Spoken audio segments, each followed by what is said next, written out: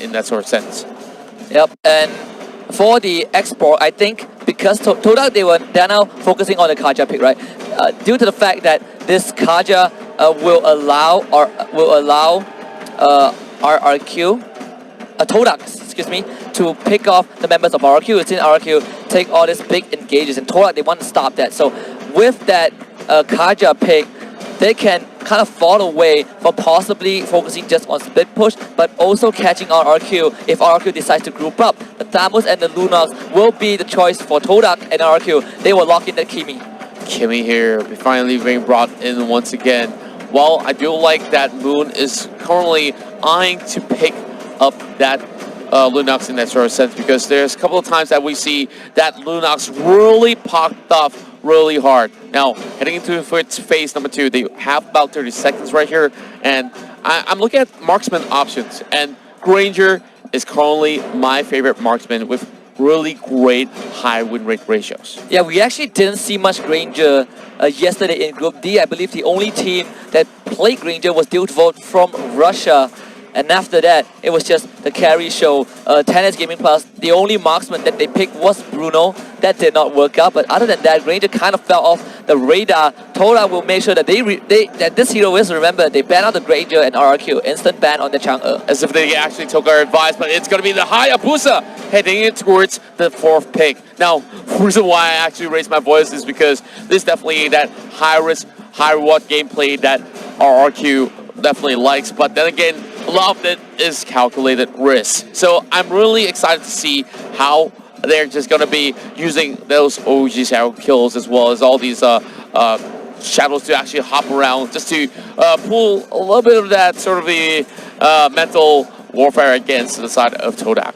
And I like the Hayabusa pick for another reason, because it can be a choice for Todak to replace that Hellcat if you want to go for the split push. So RRQ, they are not just picking the comfort pick, they're denying Todak from going for, from being in their comfort zone. They're trying to push Todak as far as they can towards the edge, but Todak sticking to their guns. They lock in Lolita and the Cho. Lolita Cho for the very final pick right here. And I do like the fact that there is a little bit more of that breathing space for Todak this time around, skilling a whole lot better in that sort of sense. When they could definitely go in with a pickup with the Way of the Dragon as well, but RQ here, I do like how they responded. Yeah, the final pick from RRQ, and this is going to be a different game for both teams. Todak still trying to retain their identity, but RRQ, they want to strike back, and they want to go for those heavy fighter lineup. You see the Kimi, you see the Export, you see the Hayabusa, and I believe the last one was a Ruby for RQ. Well, I definitely see that RQ always fills us up with a whole lot of surprise. We're talking about the Kings here, who likes to actually set the tempo, set the meta, and set the pace for everyone to follow. And now, of course, they're 1-0 up on this sort of the scenario. So they're pretty much sitting comfortably. But this is also that sort of sense that in the upper brackets, you can still try a couple of things and still have that safety net to fall back into. Oh, yeah. But maybe not for long. If they were complacent in any sort of point of the game, that they may be falling down to the lower brackets as well. Yeah, especially when the series progresses really quickly for Mobile Legends. In a blink of an eye, RRQ are already up 1-0 in this best of 3, and we are talking about the upper brackets. These teams fight teeth grinding just for this spot, just to be here. And one of these contenders will be knocked down to the lower bracket by the end of this best of 3. And if you are on the back foot, if you are Todak right now, keeping the identity is one, but executing it will be the challenge. Definitely, execution would prove to be pretty tough. One of the best the world has to offer in that sort of sense. Both Todak as well as RQ has gained a whole lot of all the support coming in, not only from Malaysia, but the rest of the world on how beautiful they actually execute all of their sort of the drafts, all the way down to the macro and micro play. Yeah, I think the macro play is definitely the impressive part from RRQ. You can kind of look at them and say EVO's Legends were doing the same, probably better in Group D. But fact of the matter is, I feel like the macro play for Mobile Legends is more important than having those micro skills. Skills is one, but knowing how to control the map, knowing the fundamentals of the game is ultimately what's going to lead you to victory because it sets the tempo. It forces the opponents to play your game. In RRQ, they basically attach the strings to Todak and make them puppets. That's true, and this is where it really separates pro players from a bunch of ranked solo queue players who are possibly chasing for those stars, where they really know what exactly to do to actually make all these sort of sets to actually bait people out and follow their sort of a way of play. And this is also that sort of fact where they really have to also find a couple of all those mistakes to actually punish, and RRQ are ruthless at that. The moment that you commit one flaw, they will find that hole and they will dig it deep and, of course, bury down their enemies in the ground. Yeah, and well, to say it, maybe not Todak, maybe it's Todak, maybe it's no. Game 1 was going down that direction, but Todak with the Cho and the Lunox, two of their comfort picks. They're getting back into the zone. They eliminated the Dyrop after feeling that Dyrop was ineffective. Maybe Game 1 was a warm-up. Maybe Todak are the slow starters. They need time to warm that engine up to get it rev. But RRQ, you look at the draft and you would think to yourself, the split push might not be the option to go for because of the presence of this Hayabusa. And now that we're having that Hayabusa coming in, it's going to be an effective split push for members of RRQ. Well, of course, I might say too soon, as Todak could also try to punish him as well while he's laning and try to negate as much of that sort of a roaming coming from that Hayabusa. That's definitely going to be something that's really important to factor in, because if he gets that free roam, he can easily assassinate anyone over on the river. And now it's time for us to, of course, have a bird's eye view on Asiat Arena as well as the players who will be playing game number 2.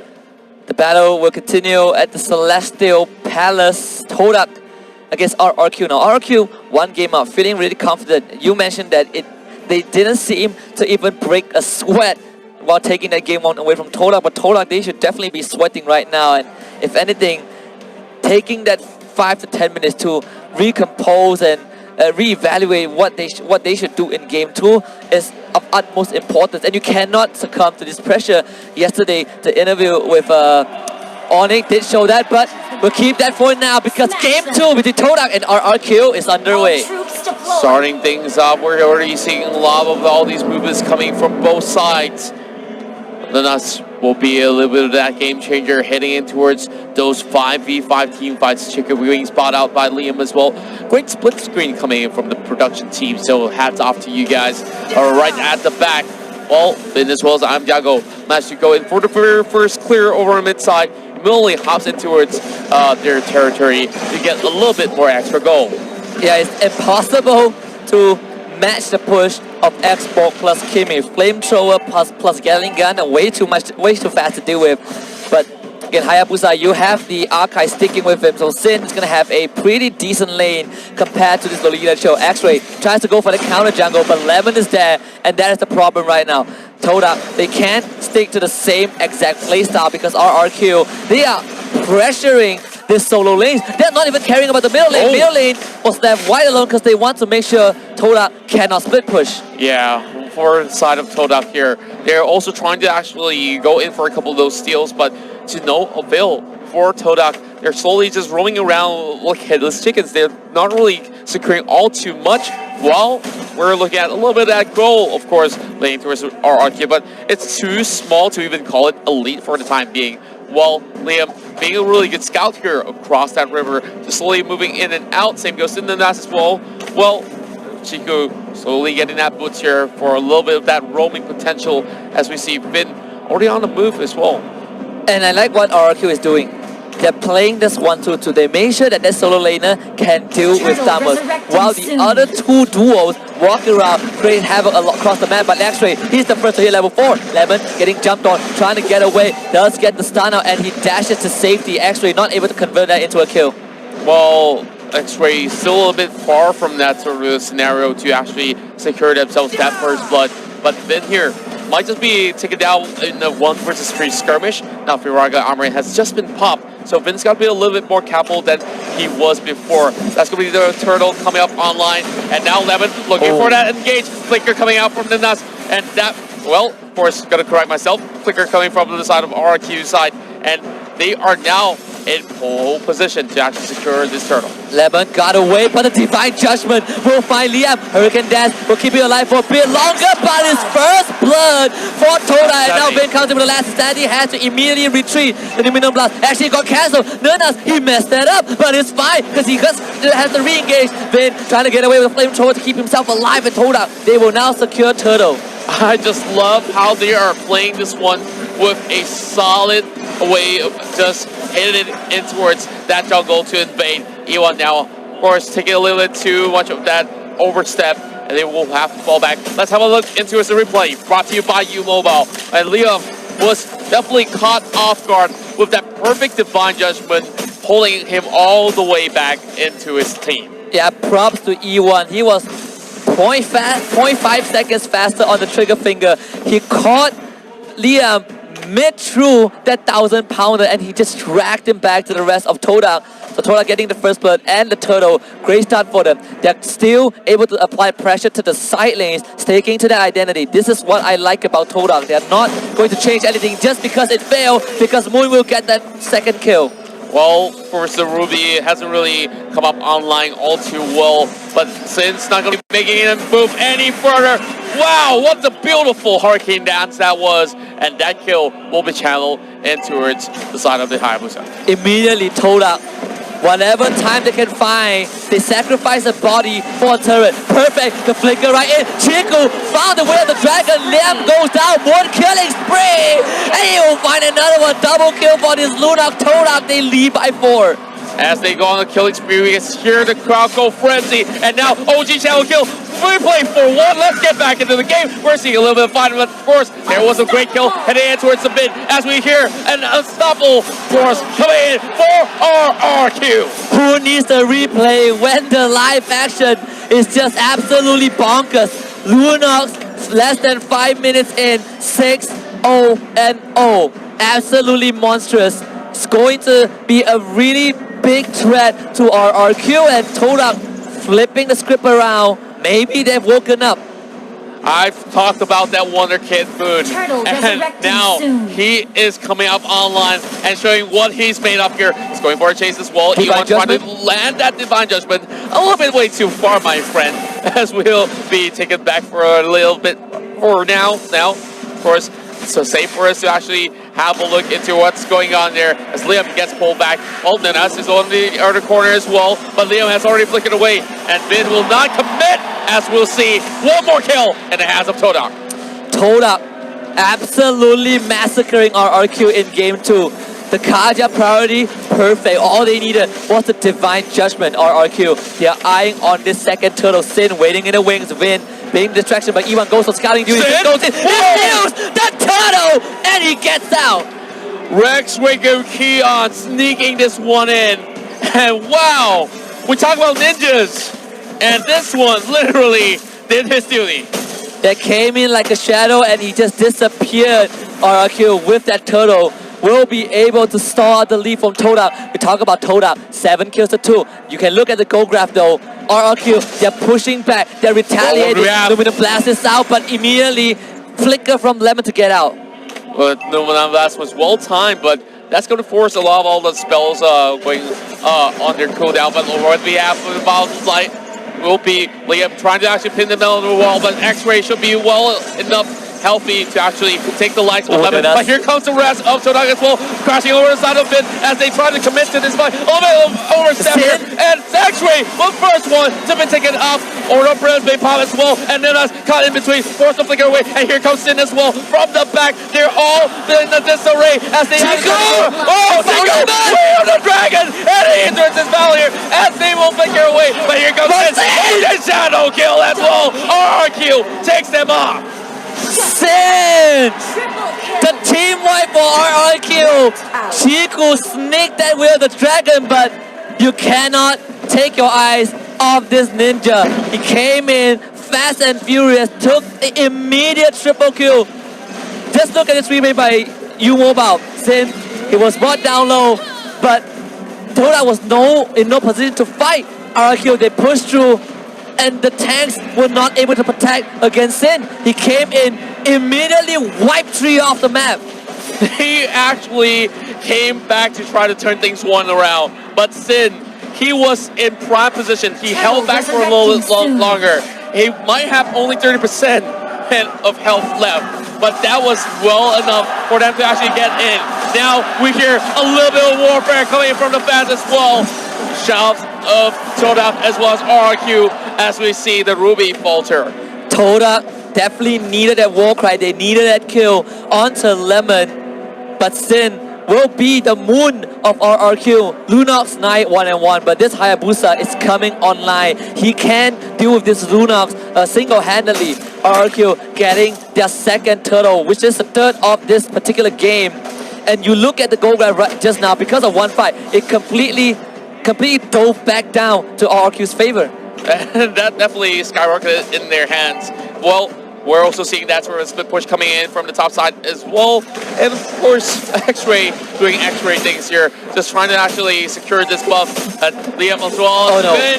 Oh no. They drag Vin back. Piraga armor gets Papa. Liam can split the battle line with the Hurricane Dance. The 5 seconds dead, but X-Ray just keeping on tap with this Vin. They actually stop him. Vin, he gets out. Chiku now wants to get in. X-Ray will survive. Clean disengage from both teams. Endless battle being fought there by Sin.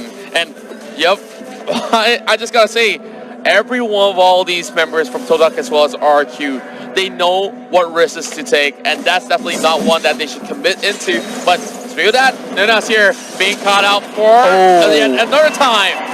They pull the Lolita back, and Sin immediately goes right in with the shadow kill. It bounces to the minion waves. So Todak dodging that death blow right there from his Hayabusa. But you can see the arrival. They're gonna box X-Ray in, and X-Ray has nowhere to go. Mega kill for the Hayabusa. I just love how Liam comes right in for an arrival just to pin them to the wall, negating some of all these members useless, but in that sort of sense, only one, and that will be X-Ray. And that's definitely more than enough. Last Insanity coming out, same goes to Order of Brilliance. They're diving right in, but all they needed was the tower, and they will back away for the more. They immediately force out the Order of Brilliance from this Lunox so that Todak will not be able to fight, but 10 minutes in, the Lord has spawned. RRQ immediately congregating at that area. Kimmy on guard duty. I am Lemon on guard duty as well. They know Todak desperately need this to hold on, and they are not afraid to stand their ground. Nunas, again, out of position, has to charge away.